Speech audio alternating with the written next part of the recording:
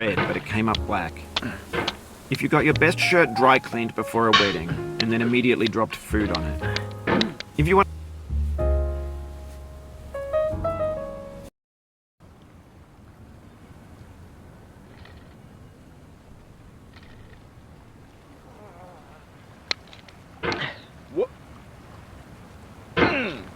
There's no feeling more intense than starting over.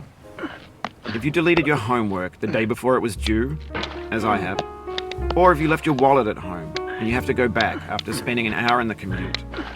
If you won some money at the casino and then put all your winnings on red but it came up black.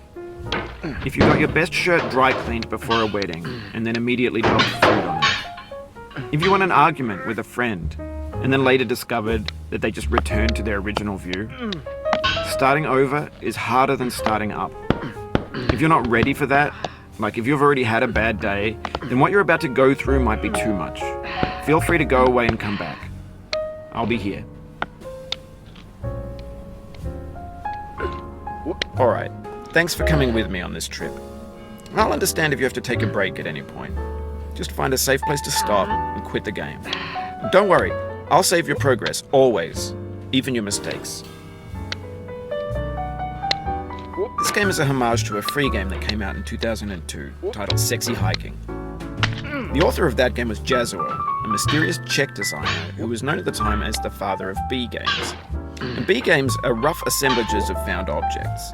Designers slap them together very quickly and freely, and they're often too rough and unfriendly to gain much of a following. They're built more for the joy of building them than as polished products. In a certain way, Sexy Hiking is the perfect embodiment of a B game. It's built almost entirely out of found and recycled parts, and it's one of the most unusual and unfriendly games of its time. In it, your task is simply to drag yourself up a mountain with a hammer. And that act of climbing, in the digital world or in real life, has certain essential properties that give the game its flavor.